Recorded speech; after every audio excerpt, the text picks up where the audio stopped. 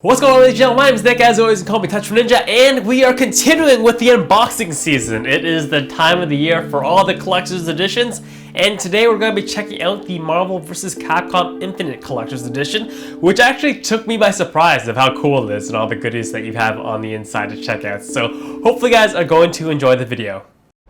The Sigma virus will infect you all in time. All will soon be ours to rule! Assemble your team. There is much to be done.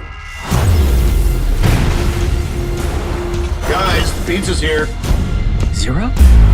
I am Oblivion. Tell me, Ryder, is it business that brings you here?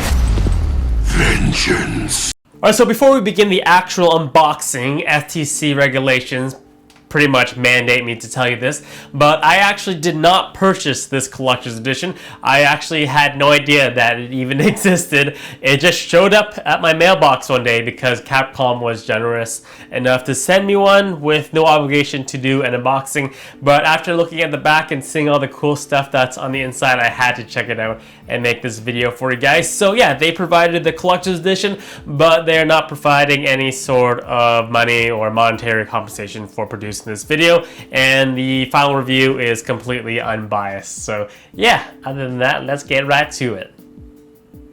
Alright, so now that we have everything separated and unboxed and separated from the baby suffocating plastic, let's look at everything piece by piece. And we'll start with the actual game itself. So you do get a physical copy of the game, and thankfully, like all collector's editions, it comes with a Steelbook case. And I'll have to say this is one of the sexiest Steelbook cases that I've had the privilege to unbox in a very long time. So on the front cover, you have a picture of the main antagonist or enemy of the game, which is Ultron Sigma. It's just done extremely well with its finishing, the metallic finishing, the different level of colors and the textures is just absolutely gorgeous. Pretty plain on the back, but the front is the main attraction, and it fits well with the overall sleeve of the game.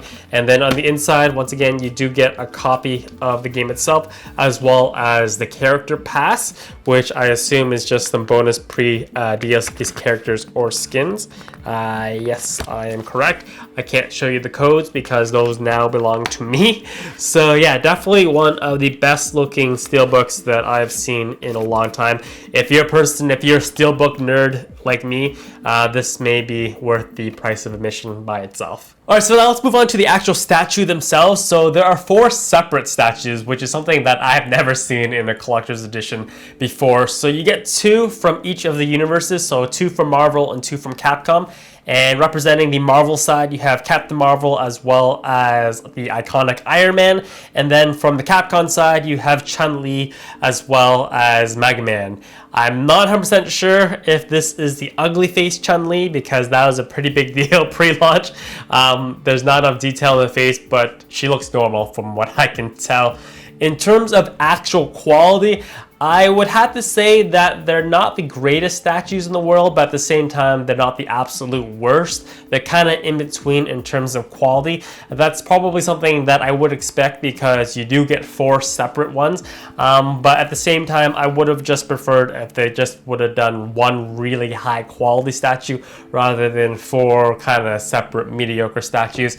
But yeah, it is what it is. So the Marvel ones have the orange and light orange base plate, as well as the Capcom ones have the blue and green base plates. They really don't do anything other than just kind of stand there. But yeah, they're okay. They're not the greatest, they're just alright. Alright, so now for the main attraction, and the thing that I was really the most excited about when I saw everything that was included with this collector's edition, and it is the full set of Infinity Stones from the Marvel Universe that is inside this case right here. This case leaves you wanting a little bit more. It's built with a very hard plastic. I would have preferred kind of like a faux leather just to make it feel more authentic and more less cheap, if I were to, for lack of a better word. But when you kind of open it, you kind of get a sense of what everything is all about. So on the inside, I was really hoping that you'd be able to pick up the Infinity Stones and kind of hold them to a light or hold them to a lamp so they could kind of play with the light a little bit. But they're just powered by 3 AAA batteries, and they pulsate and glow on and off. What is nice is, though, that you don't have to hit the switch on and off at all times anytime you want to open them and see them glow. You do just have to close the lid and they automatically turn off. But once again, they leave you just kind of wanting a little bit more. They basically just look like Easter eggs. They don't really look that special. And yeah, just being able to kind of lift them out and pull them out would have made them just a little bit cooler. And once again, if they would have put them in more of a high quality case, that would have made the collector's edition a little bit more special, in my personal opinion. Alright, ladies and gentlemen, that's it for my unboxing of the Marvel vs. Capcom Collector's Edition. It is a Collector's Edition that you get a lot of stuff. Don't get me wrong, you get a lot of stuff for the $200 US that you're going to be paying, but it's not the best quality stuff. The statues are kind of in between in quality, and as well, the main attraction of the actual Infinity Stones and its case could just have been designed a lot better. Probably the biggest thing or the nicest thing about this collector's edition is the actual Steelbook case, which is, like I said, one of the best looking Steelbook cases that I've seen in a long time. In terms of a review score, I probably would give it a 7 out of 10 in terms of what you're paying. If you're a diehard Marvel or Capcom fan, it's not the worst investment that you're ever gonna make. You do get a lot of cool stuff, but if you're kind of in the in-betweener, but you still want to play the game, I personally probably would just wait a couple months for it to drop in price, like most collector's editions do when they become overstocked and kind of just sit on the shelves. And yeah, that's pretty much it. Hopefully you guys enjoyed the video. As always, if you enjoyed the video, drop the video a quick thumbs up, and I will see you guys next time for my next unboxing. As always, happy last day.